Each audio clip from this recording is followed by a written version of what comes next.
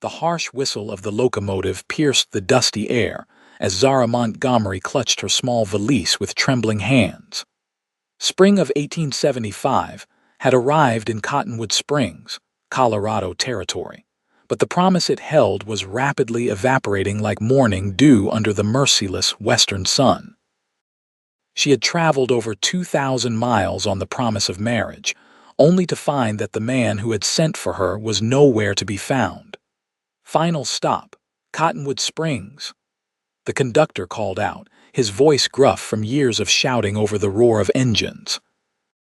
Zara stepped down onto the wooden platform, her blue calico dress the finest she owned already gathering dust from the wind. Her chestnut hair, carefully pinned that morning, had begun to escape its confines during the jarring final leg of her journey. 22 years old and utterly alone, she scanned the small gathering of people on the platform, searching for a face that might belong to Jonathan Pierce, the man whose letters had brought her west. The station master approached, clipboard in hand. "You waiting for someone to collect you, miss?" "Yes, sir. Mr. Jonathan Pierce arranged for me to come. I'm his. That is to say, I was to be his bride." The words felt strange on her tongue, a mixture of embarrassment and fading hope. The station master's expression shifted, eyes dropping to study his boots. "Pierce, you say? Jonathan Pierce?" "Yes, sir. Do you know where I might find him?" A heavy silence fell between them, broken only by the hiss of the departing train. "Miss, I'm awful sorry to tell you this, but Jonathan Pierce died 3 weeks back. Typhoid fever took him fast." The blood drained from Zara's face. "Died, but I—" His last letter was just. Her voice trailed off as she fumbled in her reticule for the worn envelope, dated barely a month earlier. "News travels slow out here, miss, especially when there's no family to send word." The station master shifted uncomfortably. "Train back east don't leave until Thursday. You can wait in the station if you'd like." Zara felt the stares of the remaining passengers and townspeople upon her. A mail-order bride with no groom, what could be more pathetic? Her funds were nearly depleted after the journey west. The thought of begging her stern brother for money to return to Philadelphia made her stomach clench. He had made it abundantly clear that her decision to become a mail-order bride was foolish and beneath their family's station, diminished though it had become after their parents' deaths. As the station master walked away, the crowd on the platform began to disperse, leaving Zara standing alone with her single valise. Tears threatened, but she blinked them back furiously. She would not give these strangers the satisfaction of seeing her break. "Excuse me, miss." A deep voice came from behind her. Zara turned to find herself looking up at a tall man with broad shoulders and sun-bronzed skin. His dark blonde hair was partially hidden beneath a well-worn cowboy hat, and his eyes were the color of a summer sky. Dust clung to his denim pants and cotton shirt, and a leather vest completed his distinctly Western appearance.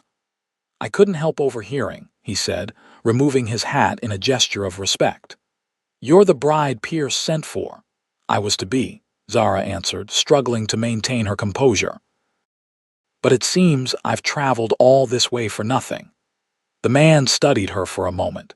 His face was weathered by sun and wind, but she guessed him to be no more than 30. There was a gentleness in his eyes that contrasted with his rugged appearance. "Name's Asher Fletcher," he said, extending a calloused hand. "I ranch about 10 miles outside of town. Knew Jonathan some. He was a good man." Zara took his hand briefly. "Zara Montgomery, I appreciate your condolences, Mr. Fletcher, but I'm afraid they don't solve my predicament."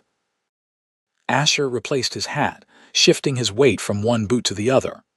"No, I reckon they don't." He glanced around the nearly deserted platform, then back at Zara. "Miss Montgomery, I don't mean to be forward, but this town ain't exactly welcoming to a woman alone with no prospects." "I'm well aware of that, Mr. Fletcher," Zara replied, a hint of defiance creeping into her voice despite her desperate situation. Asher cleared his throat. "What I mean to say is, I will." Zara blinked in confusion. You will what exactly? I will claim you, as your husband, that is. His cheeks colored slightly beneath his tan. If you'd be willing, of course. Zara's mouth fell open in shock. Mr. Fletcher, we've only just met. You can't possibly, I know how it sounds, he interrupted, his voice low and earnest. But I've got a good ranch, small but growing. I've been meaning to send for a bride myself, just never got around to writing the letters. He gestured vaguely toward the dusty Main Street. There's not much for you here otherwise. The saloon's always looking for girls, but... He didn't need to finish the thought. Zara understood perfectly what became of unmarried women with no means of support in frontier towns. Why would you do this for a stranger? She asked, suspicion warring with desperate hope. Jonathan was a neighbor, not a close friend, but a good man. He spoke highly of you in the letters he shared. Asher's blue eyes met hers directly. I'm offering you a marriage of convenience, Miss Montgomery, a roof over your head, food on the table, and my protection. In return, you'd keep house and help with the ranch. Nothing improper. Until you're ready, if ever. Zara's mind raced. The prospect of marriage to a complete stranger was terrifying, but was it any different from what she had already agreed to with Jonathan? And what choice did she really have? I would need time to consider, she said finally. Asher nodded. Of course. I've got business in town today. I'll be heading back to the ranch tomorrow morning. If you decide yes, meet me at the general store at 8. If not, I wish you the best of luck, Miss Montgomery.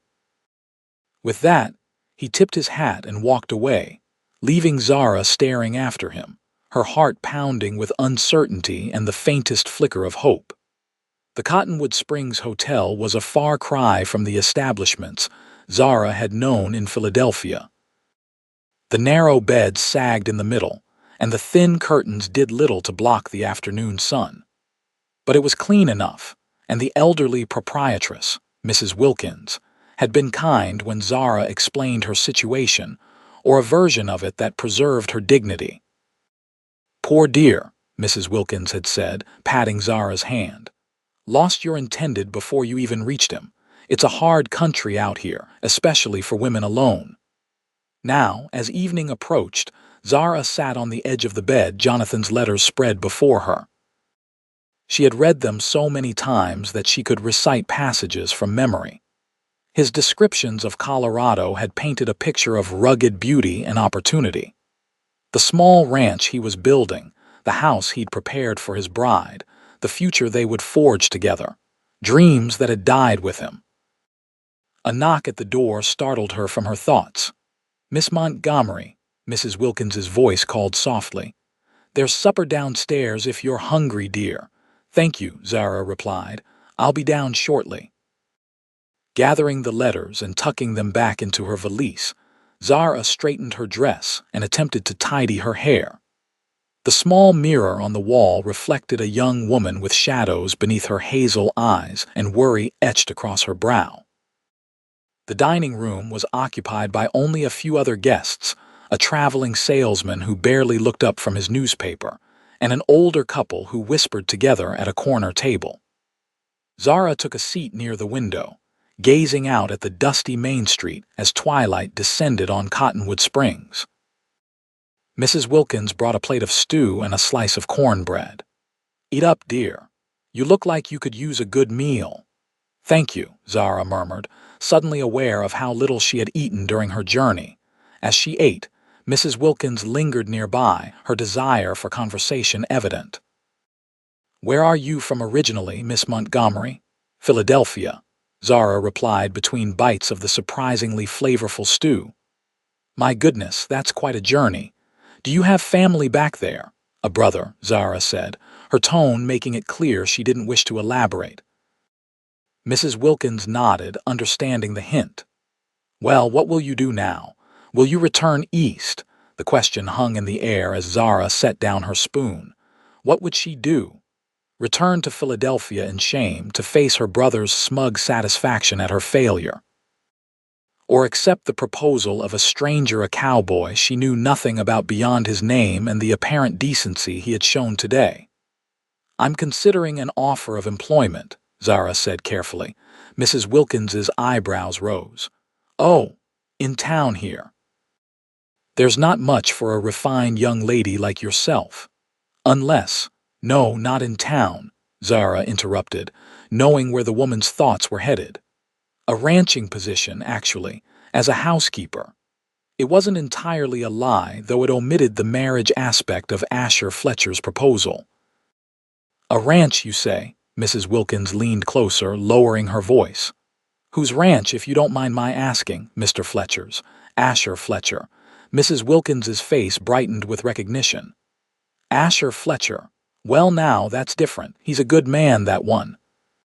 Keeps to himself mostly, but he's honest in his dealings. Took over that spread from old man Turner about 5 years back and has made something of it, from what I hear. Zara felt a small knot of tension ease in her chest. You know him well. Well enough to say he's not like some of the rough sorts around here. His ranch isn't the biggest, but it's growing. He brings in some fine cattle to market twice a year. Mrs. Wilkins nodded approvingly. If you're considering working for Asher Fletcher, I'd say you could do a lot worse, especially for a young woman in your situation. The veiled reference to her predicament wasn't lost on Zara. Yes, I suppose I could. After finishing her meal, Zara returned to her room, Mrs. Wilkins's words echoing in her mind. She moved to the small window, gazing out at the unfamiliar constellation of stars over the western landscape. The sky seemed vast and overwhelming, just like the decision before her. She thought of the letter in her valise from her brother, written in response to her announcement that she was traveling west to marry. You've made your bed with this reckless decision, he had written. Don't expect to find it waiting for you at home when this Western fantasy inevitably crumbles. Zara's fingers tightened on the windowsill. There was no home waiting for her in Philadelphia, only her brother's cold charity and the whispers that would follow a failed mail-order bride. And then there was Asher Fletcher, with his direct blue gaze and his unexpected offer. A marriage of convenience, he'd called it. A business arrangement, safety and security in exchange for her labor. It wasn't the romantic future she had secretly dreamed of when exchanging letters with Jonathan, but perhaps it was the best she could hope for now. Decision crystallizing in her mind, Zara turned from the window. She would meet Asher Fletcher at the general store tomorrow morning. Whatever the future held on his ranch, it had to be better than the alternatives. Morning broke clear and bright over Cottonwood Springs. Zara had slept fitfully, but rose with the dawn to prepare herself for what lay ahead. She donned her second-best dress, a modest gray garment with white collar and cuffs, and pinned her hair neatly at the nape of her neck. The looking-glass reflected a composed young woman, giving no hint of the turmoil beneath the surface. After a quick breakfast of coffee and toast, Zara settled her bill with Mrs. Wilkins, who pressed a small package of biscuits into her hands. For the journey, the older woman said with a knowing smile. The Fletcher place is a good 10 miles out, and Miss Montgomery, she added, lowering her voice, I hope things work out for you, truly. The simple kindness nearly undid Zara's carefully maintained composure. Thank you, she managed, her voice barely above a whisper. Clutching her valise, Zara made her way down the dusty main street toward Hartwell's general store. The town was beginning to stir, with shopkeepers sweeping their boardwalks and ranch hands emerging from the saloon where they'd spent the night. A few curious glances followed her progress, but Zara kept her eyes forward, spine straight as a ramrod. Asher Fletcher was already waiting outside the store, his tall figure leaning against a hitching post. Today, he wore a clean shirt beneath his leather vest, and his boots had been polished. The sight of him clearly having made an effort for her arrival caused an unexpected flutter in Zara's chest. He straightened as she approached, removing his hat. Miss Montgomery, you came. I did, she replied, her voice steadier than she felt. I've considered your offer, Mr. Fletcher, and I accept. Relief flashed across his features, quickly masked by a more neutral expression. "I'm glad to hear it. I've already spoken with Pastor Wilson. He can perform the ceremony this morning if that suits you." The reality of what she was agreeing to hit Zara with sudden force. By noon, she would be Mrs. Asher Fletcher, married to a man she had known for less than a day. Asher must have read the momentary panic in her eyes. "We don't have to rush if you'd rather wait, though folks might talk if you come to the ranch unwed." "No," Zara said, squaring her shoulders. "This morning is fine. I didn't expect it so soon." Asher nodded, understanding in his blue eyes. "It's just papers and promises today, Miss Montgomery. Like I said yesterday, nothing more expected until you're ready." His reiteration of those terms steadied her. "Then let's proceed, Mr. Fletcher." The ceremony in Pastor Wilson's small study was brief and perfunctory. The pastor, a balding man with kind eyes, seemed unsurprised by the arrangement, suggesting such marriages of convenience were not uncommon in the territory. An elderly church secretary and her husband served as witnesses, beaming at the couple as though this were a love match years in the making. Zara repeated the vows mechanically, her voice clear, despite the surreal nature of the moment. When Asher slipped a simple gold band onto her finger, it was my mother's. He explained quietly. The weight of it felt strange and significant.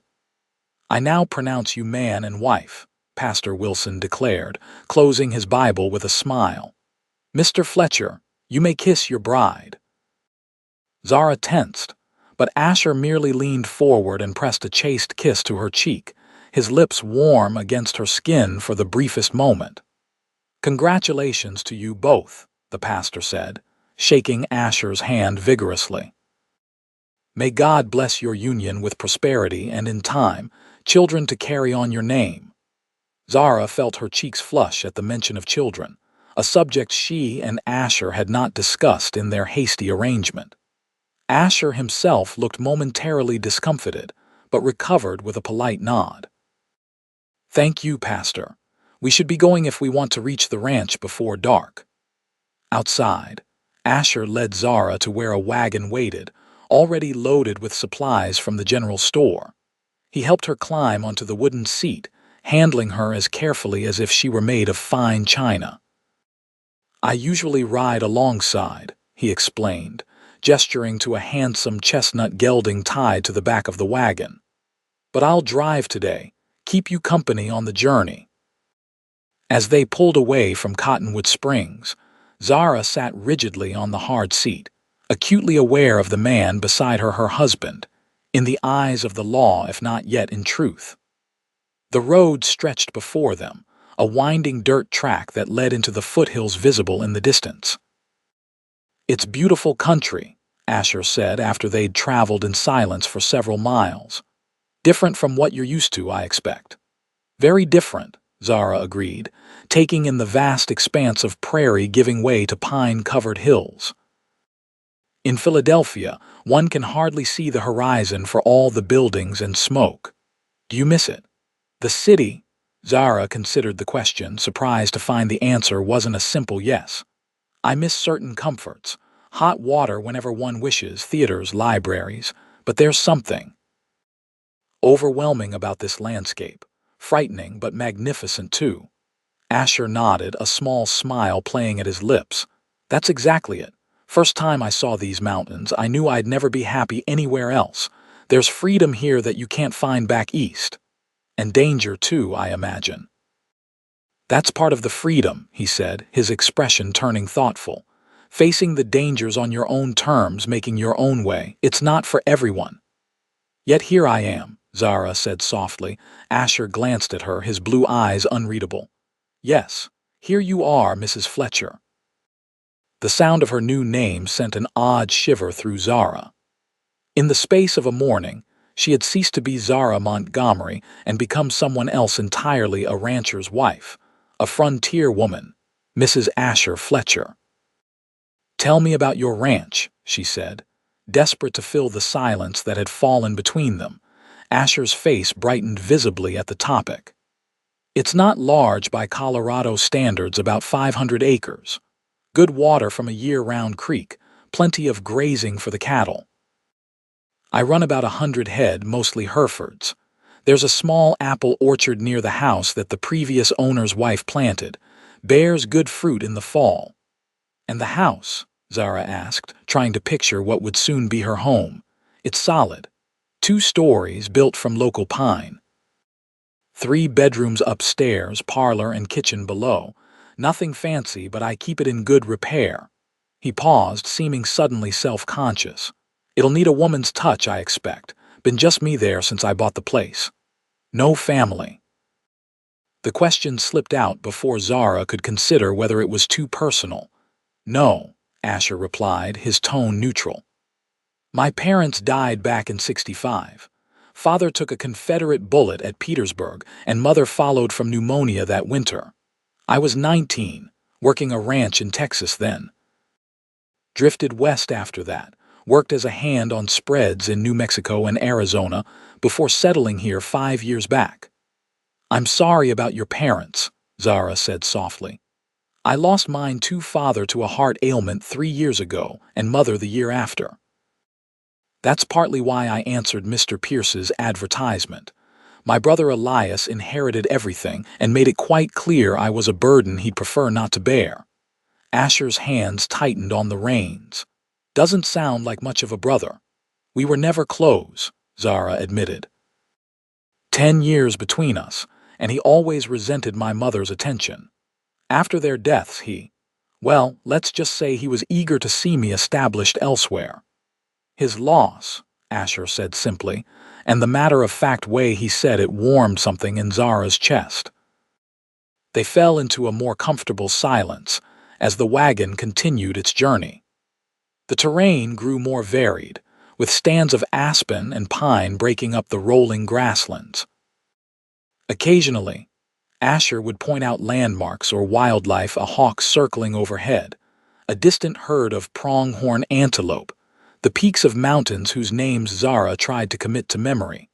By mid-afternoon, they stopped to rest the horses beside a small creek. Asher spread a blanket in the shade of a cottonwood tree and unpacked a simple meal of bread, cheese, and dried apple slices.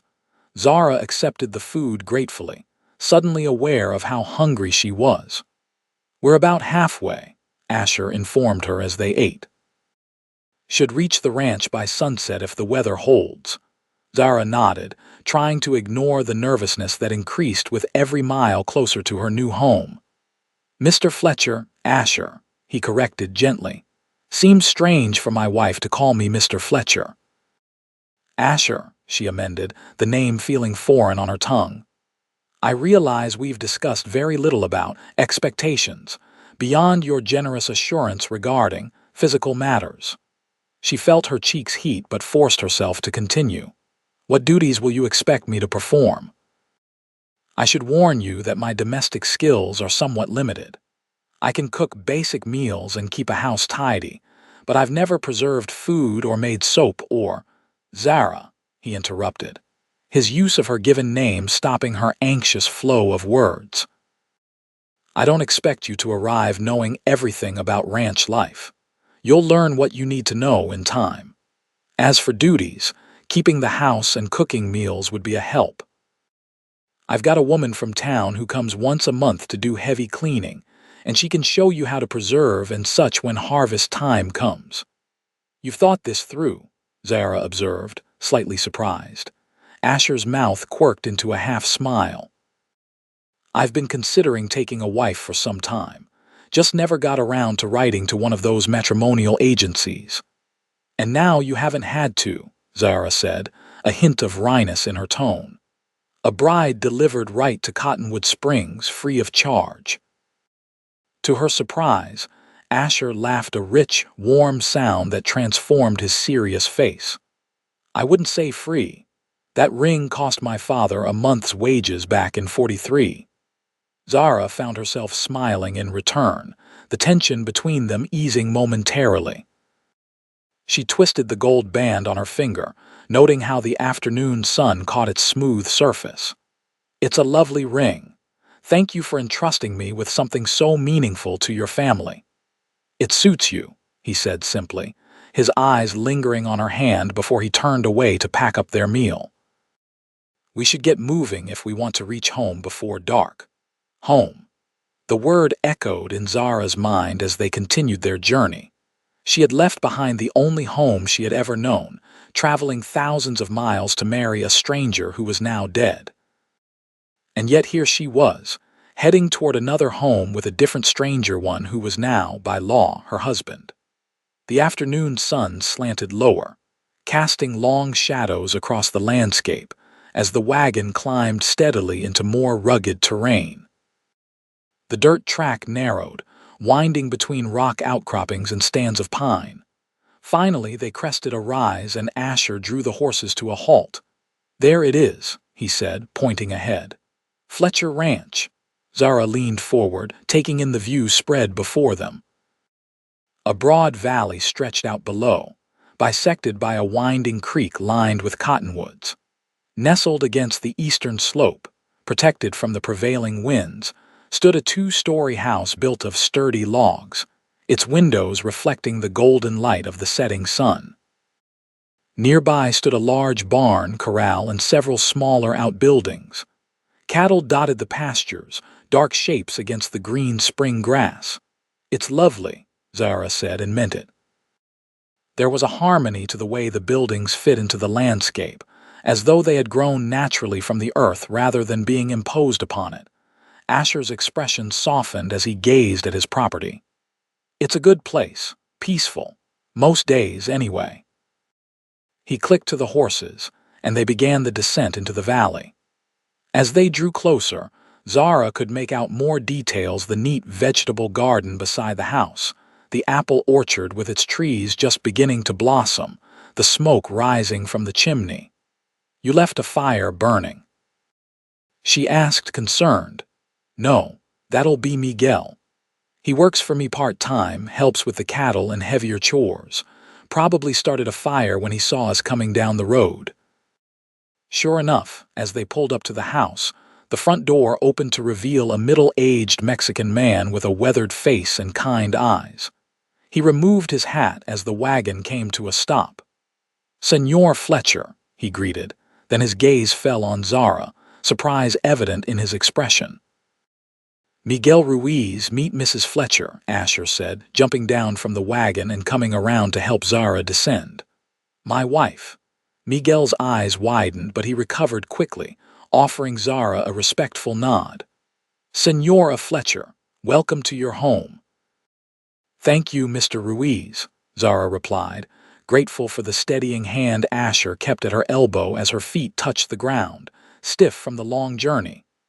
"Miguel lives in the small cabin beyond the orchard with his son, Carlos," Asher explained. "Carlos helps out too, mainly with the horses. They're both fine hands." Miguel smiled at the praise. "I have prepared supper, senor. I thought you would be hungry after your journey." "That was thoughtful, thank you," Asher replied. "We'll bring in Mrs. Fletcher's things and then I'll show her around the house." As Miguel headed toward the barn, Asher turned to Zara. "He's a good man. Been with me since I bought the place. His wife died in childbirth many years ago, so it's just him and Carlos." Zara nodded, suddenly overwhelmed by the reality of her situation. This was her home now. These people, Asher, Miguel, Carlos, were her household. She, who had never lived anywhere but her parents' Philadelphia townhouse, was now mistress of a Colorado ranch. "Shall we go inside?" Asher asked gently, seeming to sense her momentary distress. Zara took a deep breath and squared her shoulders. "Yes, I'd like to see my new home." The interior of the house was dimly lit by the fading daylight and the fire Miguel had built in the stone fireplace that dominated one wall of the main room. Simple but sturdy furniture filled the space: an oak dining table with 6 chairs, a leather sofa and 2 armchairs arranged before the fireplace, and bookshelves that, to Zara's pleasant surprise, held quite a number of volumes. "The kitchen is through here," Asher said, leading her through a doorway at the back of the main room. The kitchen was larger than Zara had expected, with a cast iron cookstove, a pump at the sink that Asher explained drew water from a cistern, and ample cupboards and work surfaces. A door led out to what appeared to be a covered porch where various tools hung neatly on the wall. "There's a root cellar underneath for storing vegetables and such," Asher explained, "and a smokehouse out back for meat." Returning to the main room, he pointed out a small study off to one side.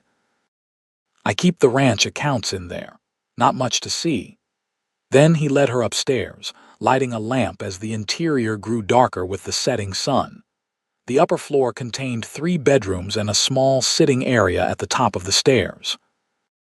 "This is the main bedroom," Asher said, opening a door to reveal a spacious room containing a large 4-poster bed, a chest of drawers, and a wardrobe. "It has the best view of the valley." Zara stepped inside, noting the simple quilt on the bed and the absence of any personal touches that might mark it as a space regularly inhabited. "This will be your room," Asher said, his voice carefully neutral. "I've been using the smaller bedroom across the hall, and I'll continue to do so." The third room was meant to be for children someday, I suppose. It's empty now except for some storage. Zara turned to face him, moved by his continued consideration of her comfort. "Thank you, Asher, this is very generous," he shrugged, looking almost embarrassed. "It's your home now, too. You should be comfortable in it." Their eyes met in the lamplight, and for a moment, Zara felt a curious connection to this man she barely knew, this husband of hers who was still, in many ways, a stranger. The moment was broken by the sound of footsteps on the stairs, followed by Miguel's voice calling, "Señor, I have brought the señora's bag up." "Thank you, Miguel," Asher replied, moving to take the valise from him. "We'll be down shortly for supper." After Miguel departed, Asher placed Zara's valise on the bed. "I'll leave you to freshen up. Take your time. I need to check on a few things in the barn anyway." When he had gone, Zara sank onto the edge of the bed, finally alone for the first time since morning. The enormity of the day's events washed over her: the hasty wedding, the long journey, and now this strange new home with its unfamiliar sounds and smells. She was Mrs. Asher Fletcher now, a rancher's wife in the Colorado Territory, thousands of miles from everything she had ever known. Yet as she gazed around the room that was now hers, noting the clean curtains at the windows, the fresh water in the pitcher on the washstand, the small vase of wildflowers someone had placed on the chest of drawers, she felt an unexpected sense of possibility. This was not the future she had imagined when she agreed to marry Jonathan Pierce, but perhaps it could be a good future nonetheless. Rising, Zara moved to the window and looked out at the valley below, now bathed in the purple light of dusk. In the distance, she could see cattle moving slowly across the pasture, and closer to the house, the apple trees stood like sentinels, their blossoms pale against the gathering darkness. "A new beginning," she whispered to herself, and began to unpack her few belongings. The days that followed settled into a rhythm that both surprised and comforted Zara. She rose early, often finding that Asher had already been up for hours, tending to the morning chores. They would breakfast together in the kitchen, a quiet meal of coffee, eggs, and whatever bread Zara had managed to bake the previous day. Then Asher would depart for his day's work, leaving Zara to the tasks of maintaining the household. Those tasks proved more challenging than she had anticipated. Having grown up in a home with servants, Zara had never needed to master many domestic skills. Her first attempts at bread were disastrous, heavy, dense loaves that even the chickens pecked at suspiciously. Her laundry efforts left Asher's work, shirts slightly gray rather than white. And her initial forays into cooking dinner resulted in meals that Asher ate with stoic politeness, though she caught him feeding scraps to his dog, Rusty, when he thought she wasn't looking. But Zara Montgomery Fletcher was nothing if not determined. She had not traveled across the country to become a burden on yet another man. So she persevered, learning through trial and error, and occasionally seeking advice from Miguel's sister, Elena, who lived in a neighboring ranch and visited once a week. "No, no, Senora," Elena would say, taking the spoon from Zara's hand and demonstrating the proper way to stir a pot of beans. "Like this, see, gentle but firm." By the end of her first month at Fletcher Ranch, Zara could produce a decent loaf of bread, maintain a respectable vegetable garden, and prepare meals that Asher not only ate but sometimes complimented. She had also begun to appreciate the rhythm of ranch life, the way each season brought its own tasks and challenges, the satisfaction of seeing immediate results from one's labor. Asher, for his part, remained true to his word. He maintained his separate bedroom and never pressured Zara for anything beyond the companionable relationship they were slowly building. In the evenings, they often sat together before the fire, Asher reading one of his many books or working on ranch accounts, Zara mending clothes or learning to knit under Elena's tutelage. Sometimes they talked, Asher telling stories of his years as a drifting ranch hand or describing the local geography and wildlife. Zara found herself sharing memories of Philadelphia, of her parents, of the life she had left behind. Gradually, almost imperceptibly, something shifted between them.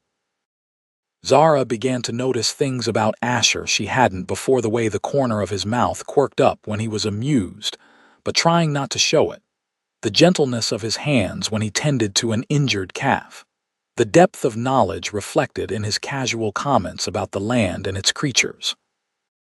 She found herself watching for his return in the evenings, taking extra care with dinner on the days he'd been working particularly hard, feeling a strange flutter in her chest when their hands accidentally brushed while passing dishes at the table. One evening in late May, as they sat on the porch watching a spectacular sunset paint the western sky in shades of gold and crimson, Asher turned to her with an unusually hesitant expression. "I've been meaning to ask," he began, "if there's anything you need from town. I'll be heading in tomorrow to pick up supplies. Some more fabric would be nice if Mr. Hartwell has any suitable for curtains," Zara replied. "The ones in the parlor are quite faded." Asher nodded. "Anything else? For yourself, I mean." Zara considered the question. In truth, there were many small luxuries she missed from her former life: scented soap, hairpins that didn't rust, books that weren't exclusively about cattle breeding or Western exploration. But she was reluctant to ask for such frivolities when she was still learning to contribute meaningfully to the household. "Perhaps some tea," she ventured. "If it's not too expensive. Coffee is fine, of course, but sometimes in the afternoon." "Tea," Asher repeated as if committing it to memory.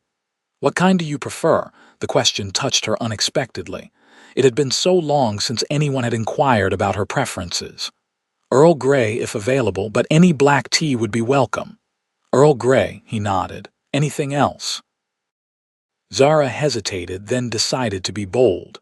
"A book, perhaps. Something not about cattle." She smiled to soften the implied criticism. "Not that your library isn't informative." To her delight, Asher chuckled. "Not much for novels about breeding better Herefords, are you?" His blue eyes crinkled at the corners when he smiled, she noticed. "What kind of books do you enjoy?"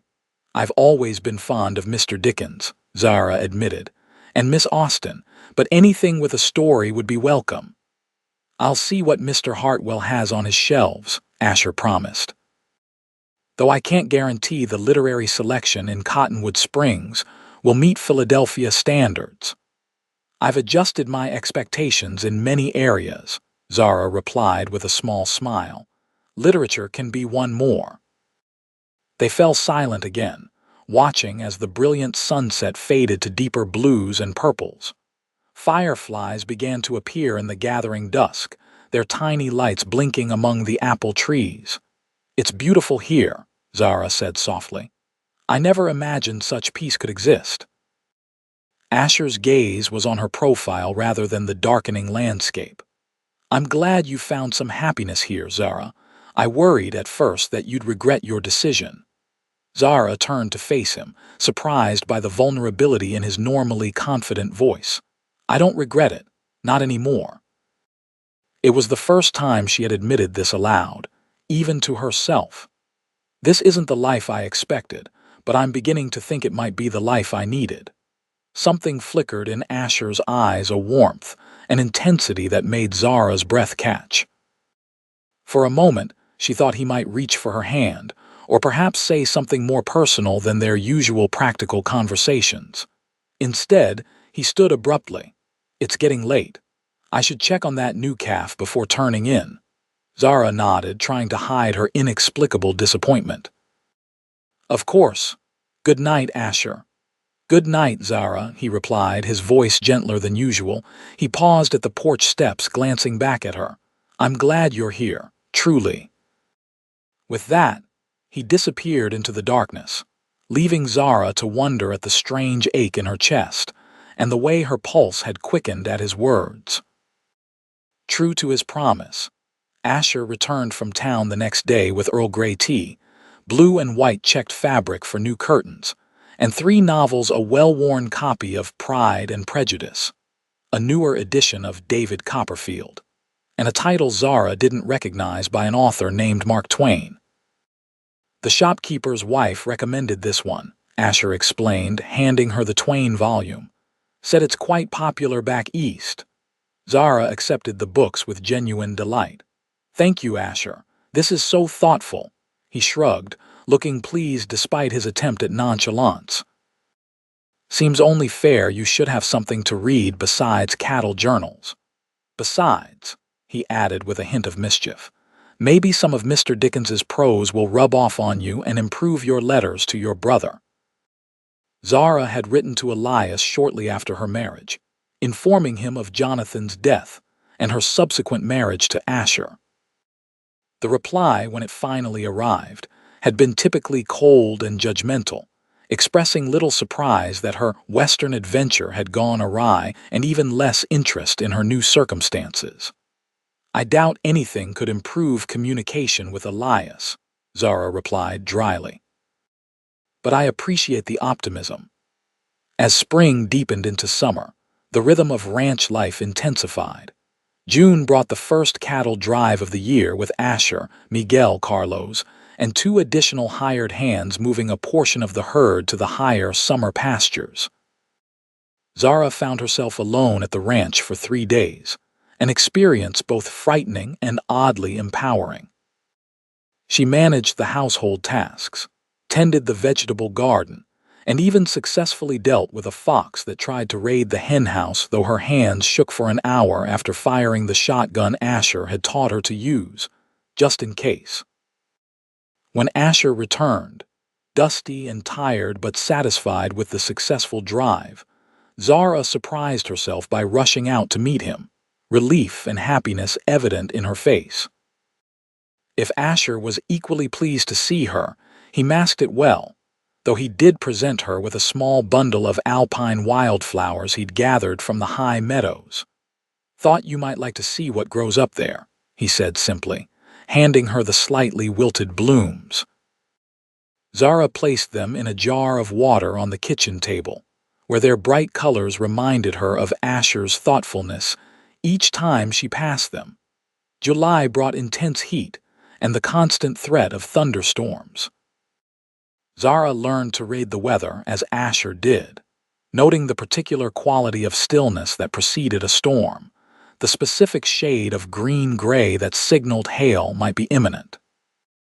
She grew accustomed to the sudden, violent thunderstorms that rolled across the valley, no longer startling at each crack of thunder or flash of lightning.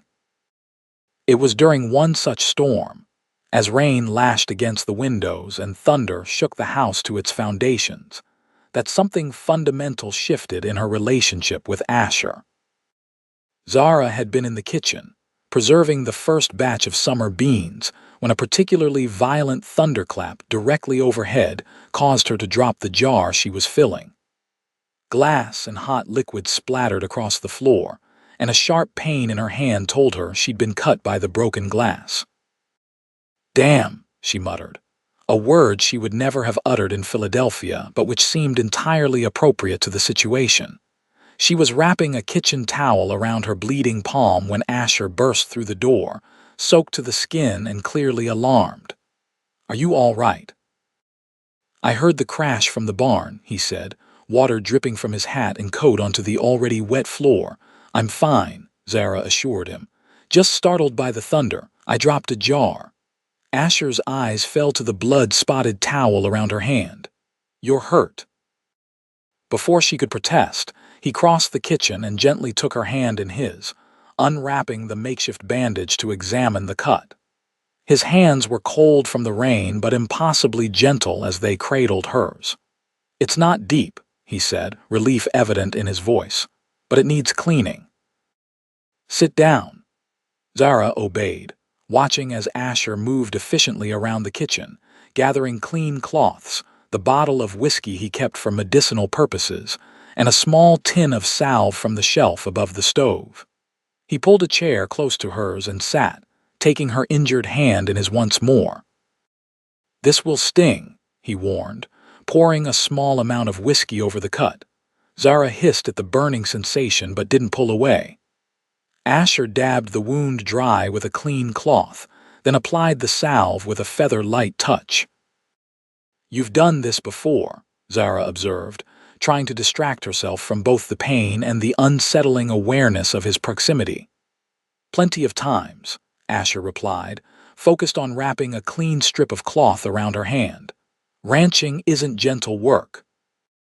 "No, I suppose it isn't," Zara murmured, noticing for the first time the network of small scars that marked Asher's hands and forearms, evidence of years of hard physical labor. When he finished bandaging her hand, Asher didn't immediately release it. Instead, he sat there, her smaller hand cradled in his larger ones, his thumbs absently tracing small circles on her wrist. The gesture was probably unconscious on his part, but it sent a warm current up Zara's arm and into her chest. "Thank you," she said softly, her voice sounding strange to her own ears. Asher looked up, meeting her eyes, and Zara was struck by the intensity in his gaze. For a long moment, neither spoke. Outside, the storm continued to rage, rain pelting against the windows, but inside the kitchen, a different kind of electricity crackled in the air between them. "Zara," Asher began, his voice husky. Whatever he had been about to say was lost as a tremendous crash from outside jolted them both. Asher released her hand and was on his feet in an instant. "That sounded like it hit nearby," he said, moving to the window. "Damn, lightning struck the big pine by the corral. Part of it's down on the fence." "Is it on fire?" Zara asked, joining him at the window. "No, the rain's too heavy, but I need to secure the horses before they spook and bolt through the broken fence." He turned to her, his expression regretful. "Will you be all right here?" "Of course," Zara replied, trying to ignore the irrational disappointment that their moment had been interrupted. "Be careful." Asher nodded, then surprised her by reaching out to briefly touch her cheek with his fingertips. "Stay inside. I'll be back as soon as I can." With that, he was gone, back into the storm, leaving Zara standing in the kitchen with her heart racing and her skin tingling where he had touched it. That evening, after Asher had returned and changed into dry clothes, they ate dinner in a strange, charged silence. The usual easy conversation was replaced by quick glances, and an awareness that something had shifted between them. Asher retired early, citing exhaustion from battling the storm, and Zara lay awake in her bed for hours, replaying the moment in the kitchen and wondering what Asher had been about to say before the lightning struck. The next morning, Asher was his usual self, polite, kind, but somewhat reserved. If he remembered the charged moment in the kitchen, he gave no indication, and Zara found herself wondering if she had imagined the intensity in his eyes, the gentleness of his touch. But something had changed, whether Asher acknowledged it or not. Zara found herself noticing him in new ways: the breadth of his shoulders as he chopped wood, the grace with which he handled his horses, the rare but transformative nature of his genuine smile. More than once, she caught him watching her when he thought she wasn't looking, his expression a mixture of longing and uncertainty that mirrored her own confused feelings. August arrived with relentless heat, and the constant work of harvesting and preserving the garden's bounty. Zara spent long hours in the steaming kitchen, putting up jars of tomatoes, green beans, and corn for the winter months ahead. Asher and his men began the preparations for the fall cattle drive, mending tack, checking the herd, and planning the route to market in Denver. It was during this busy time that Zara received an unexpected letter from Philadelphia. Unlike her brother's terse communications, this envelope bore the return address of her childhood friend, Rebecca Sullivan. Inside was an 8-page letter filled with news of Philadelphia society, expressions of concern for Zara's welfare, and, most startlingly, an invitation. "William has business interests in Denver," Rebecca wrote, "and we will be traveling there in September. Might we impose upon your hospitality for a brief visit? I am so eager to see you, dear friend, and to meet this cowboy husband of yours." Zara sat at the kitchen table, reading and rereading the letter, emotions warring within her. Joy at the prospect of seeing Rebecca after more than a year. Anxiety about how her cultured friend would perceive her rustic life. And a strange, almost proprietary concern about introducing Rebecca to Asher. That evening, she showed the letter to Asher as they sat on the porch, enjoying a rare moment of leisure as the day's heat began to dissipate. "Of course they should come," Asher said after reading it. "If you want them to, that is." "I do," Zara admitted. "Rebecca was my dearest friend in Philadelphia, but—" She hesitated, unsure how to express her concerns. "But you're worried about what she'll think of the ranch," Asher finished for her. "Of our life here." "Not exactly, or not only that." Zara twisted her hands in her lap.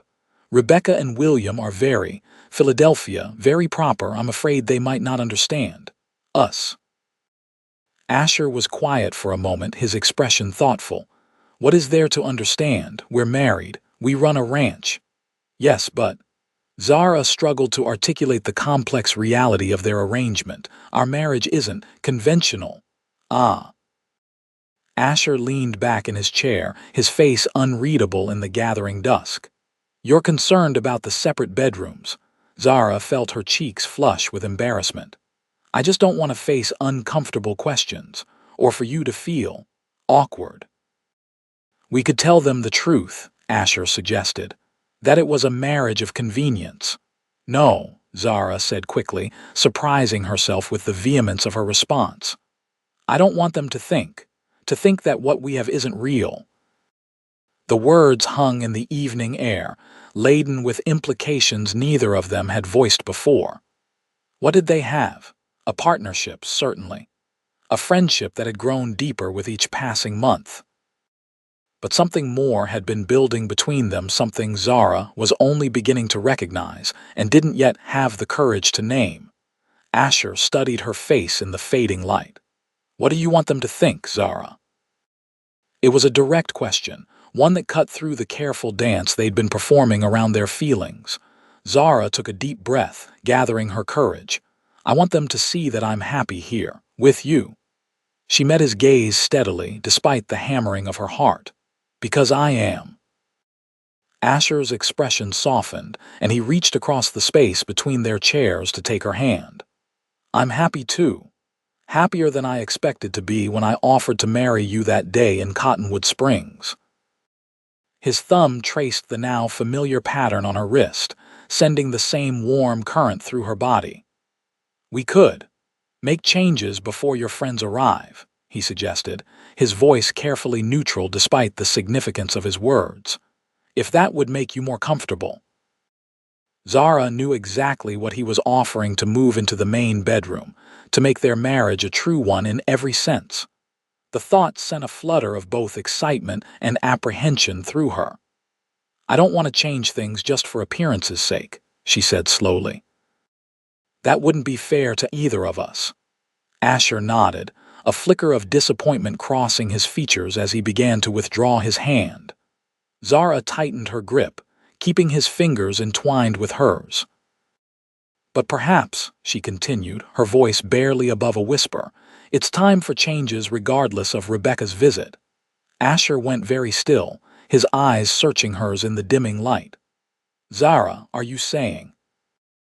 I'm saying that what began as a marriage of convenience has become something more to me, Zara said, finding courage in the warmth of his hand around hers. And I hope it has for you too. The smile that spread across Asher's face was like sunrise breaking over the mountains, slow, radiant, transformative. It has, he confirmed, his voice rough with emotion. It has become everything to me. He stood, drawing her to her feet with their still joined hands, and then he was pulling her gently into his arms. One hand came up to cup her face, his touch as reverent as it had been when tending her injured hand weeks before. "May I kiss you, Mrs. Fletcher?" he asked, his eyes never leaving hers. "Please do, Mr. Fletcher," Zara replied, her lips curving into a smile even as they parted in anticipation. Their first real kiss was tentative, a gentle exploration that quickly deepened as months of unacknowledged longing broke free. Asher's arms tightened around her waist, drawing her closer, and Zara's hands slid up to his shoulders, feeling the solid strength of him beneath her fingertips. When they finally broke apart, both breathless, Asher rested his forehead against hers. "I've wanted to do that since the moment I saw you standing alone on that train platform," he confessed. "Really?" Zara asked, surprised. Even then, you looked so brave despite everything, so determined." His thumb traced the curve of her cheek. "I admired you before I even knew your name." Zara smiled, remembering that fateful day that now seemed a lifetime ago. "And I thought you were just being charitable, offering to marry a stranded mail-order bride." "There might have been some charity in it," Asher admitted with a soft laugh.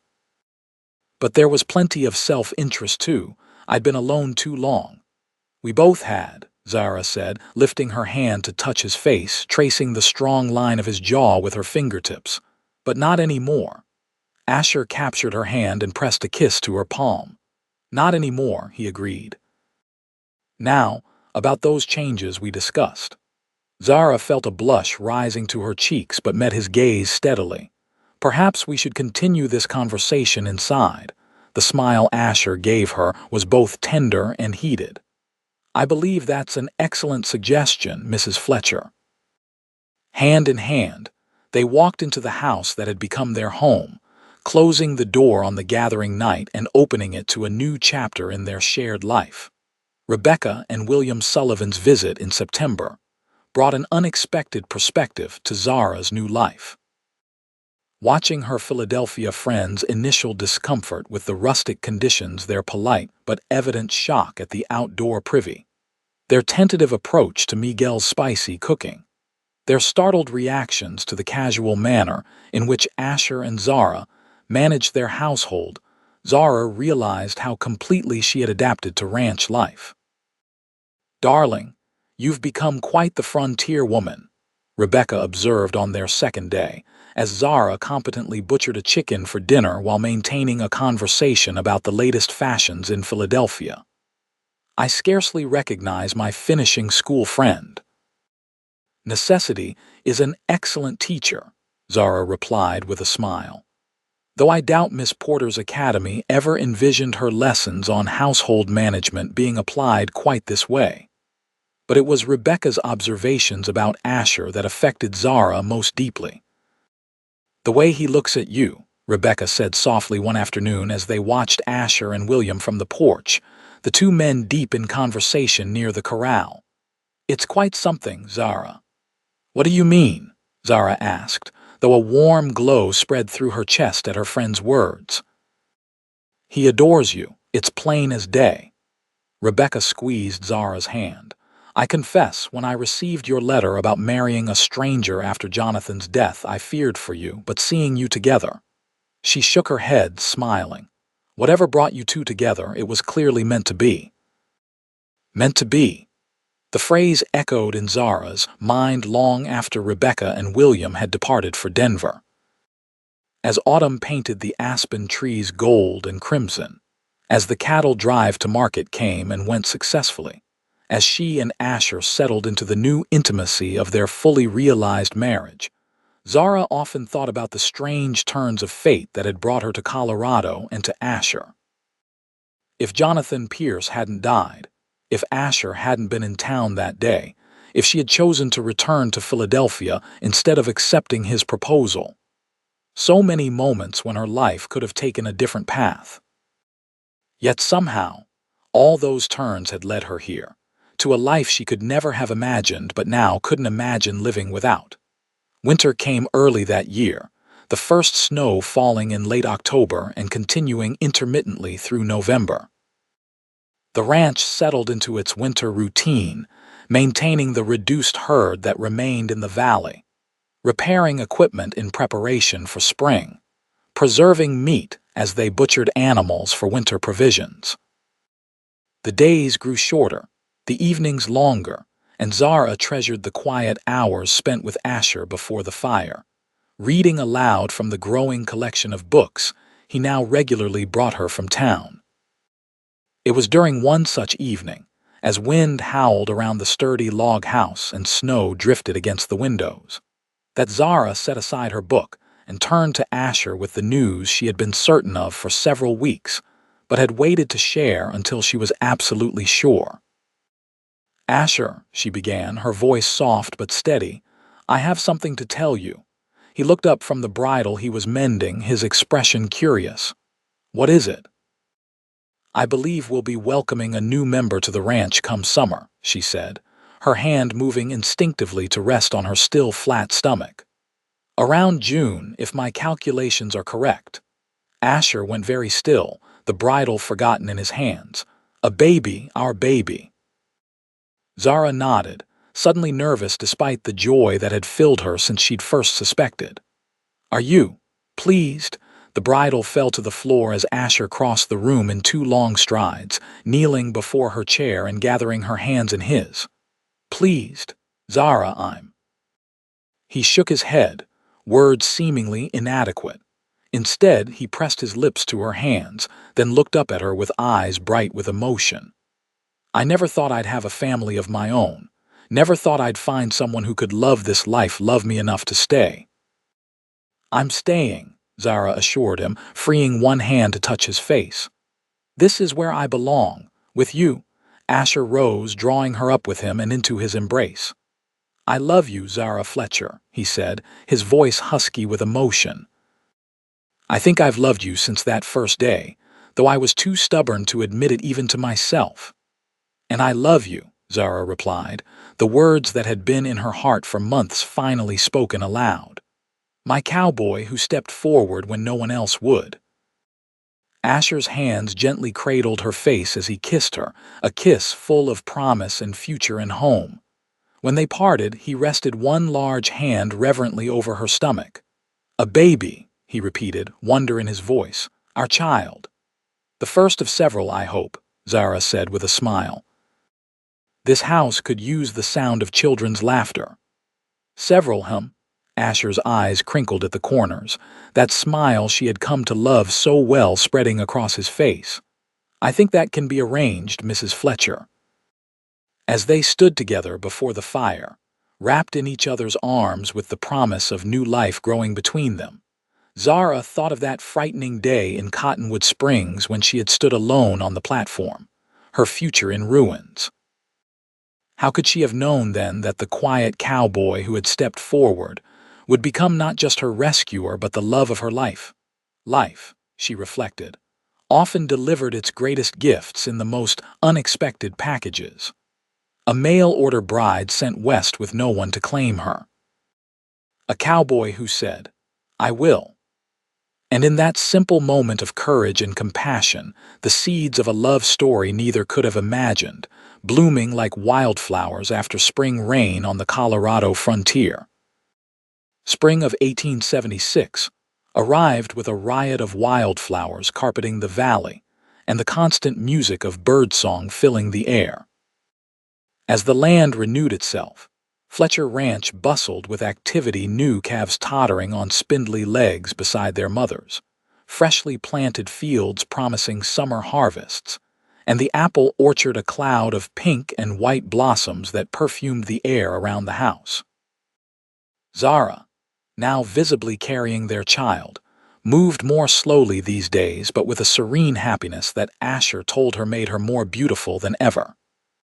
She had taken to sitting on the porch in the late afternoons, one hand resting on her rounded belly, feeling the baby's movements while watching Asher work with the horses in the corral or check the new calves in the nearby pasture.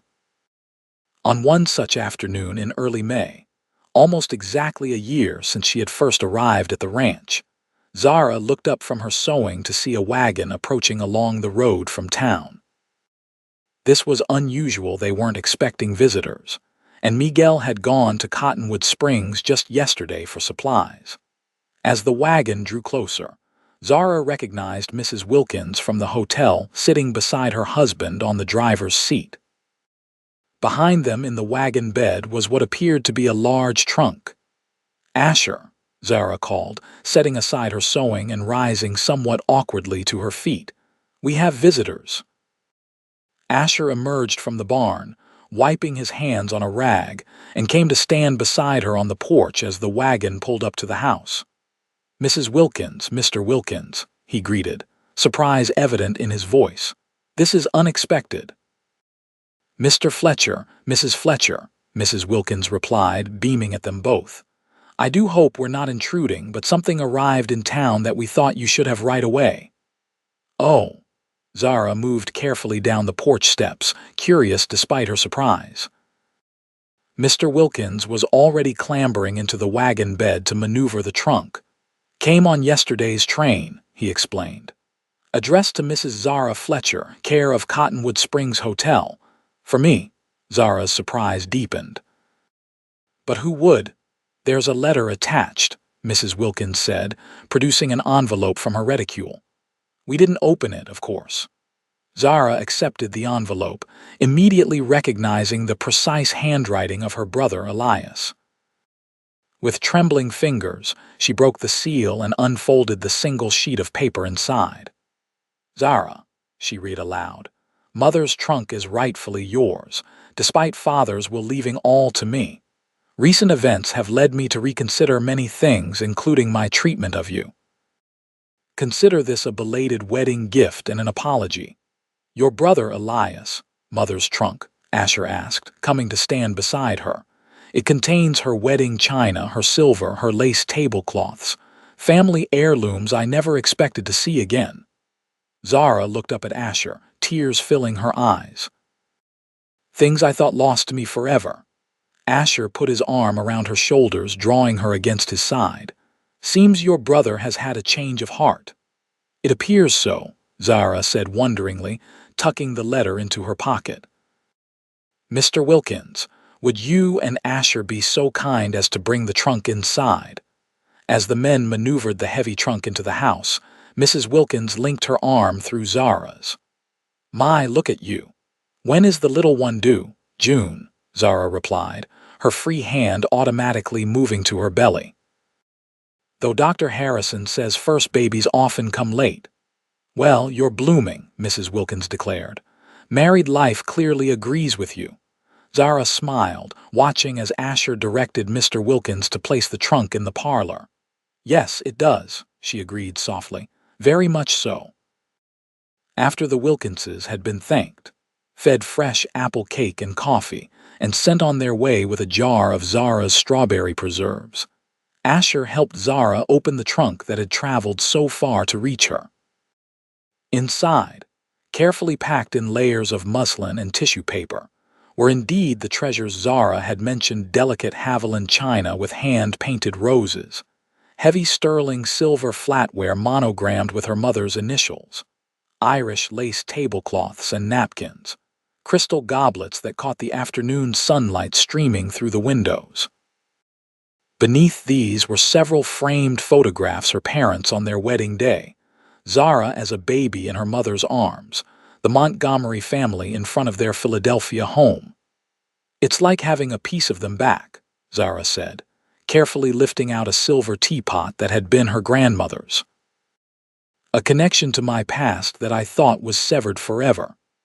Asher picked up one of the photographs, studying the formal portrait of Zara's parents. "You have your mother's eyes," he observed, "and her smile." "So I've been told," Zara replied, leaning against him as they sat together on the floor beside the open trunk. "She would have liked you, I think. Father would have been skeptical at first. He was skeptical of everyone, but your honesty would have won him over eventually." "And your brother?" Asher asked, setting down the photograph. "What changed his mind about you, about us?" Zara shook her head. "I don't know, his letter doesn't say, but whatever the reason, I'm grateful." She looked around their parlor, imagining the china displayed in the hutch Asher had built last winter, the silver gleaming on their table for special occasions, the lace tablecloths brightening their home. "These things belong here now with our family, a bridge between my past and our future." Asher's hand came to rest on her belly, where their child had just delivered a particularly vigorous kick. "Our future," he echoed, wonder still evident in his voice whenever he spoke of the baby. "Sometimes I still can't believe how lucky I am. That day in Cottonwood Springs, when I saw you standing alone on that platform, I had no idea I was meeting my destiny." Zara turned in his arms, her hand coming up to touch his face, a face now as dear and familiar to her as her own. "Nor I mine," she said softly. "But I'm thankful every day that you were the one who stepped forward and said I will." "Best decision I ever made," Asher murmured, leaning in to kiss her tenderly. As the afternoon sun slanted through the windows, painting the room in warm, golden light, Zara felt the fullness of her happiness like a tangible thing. This man who had become her heart's companion, this home they had built together, this child who would soon join them, and now these treasures from her past, all woven together into the rich tapestry of her life. A life that had begun, improbably, with a journey west to marry a man she had never met, only to find herself alone and unclaimed on a dusty platform in Colorado. A life transformed by the courage of a quiet cowboy who had looked at a stranded mail-order bride and seen not a burden but a possibility. "I love you, Asher Fletcher," Zara whispered against his lips, "more than I ever thought possible." "And I love you, Zara Fletcher," he replied, his blue eyes holding hers with the steady devotion that had become the cornerstone of her world. More with each passing day. Outside, the apple blossoms drifted on the spring breeze, their sweetness a promise of the fruitful seasons to come, a promise that, like the love between the rancher and his unexpected bride, would only grow deeper and stronger with the passing years. On a warm June evening, as twilight painted the Colorado sky in shades of purple and gold, Sarah Elizabeth Fletcher entered the world with a lusty cry that announced her arrival to her waiting parents. Dr. Harrison, who had ridden out from Cottonwood Springs that morning when Miguel galloped in with news that Zara's time had come, pronounced both mother and daughter healthy and strong. "She has your eyes," Zara murmured to Asher as he sat beside her on the bed, gazing in wonder at the tiny bundle cradled in her arms. "Look, they're already so blue." "But your chin," Asher replied, his voice thick with emotion as he gently traced his daughter's perfect features with one calloused fingertip. "Stubborn already, I'd wager. With us as parents, how could she be otherwise?" Zara laughed softly, then winced at the lingering discomfort of childbirth. "Rest now," Asher said, pressing a kiss to her forehead. "You've done the hard work today. I'll watch over both my girls." And as Zara drifted into exhausted sleep, she knew with absolute certainty that he would, this man who had claimed her when she was lost, who had given her a home when she had none, who had loved her into a happiness greater than any she could have imagined on that fateful day in Cottonwood Springs when a mail-order bride found herself unclaimed, and a cowboy stepped forward to change both their destinies forever.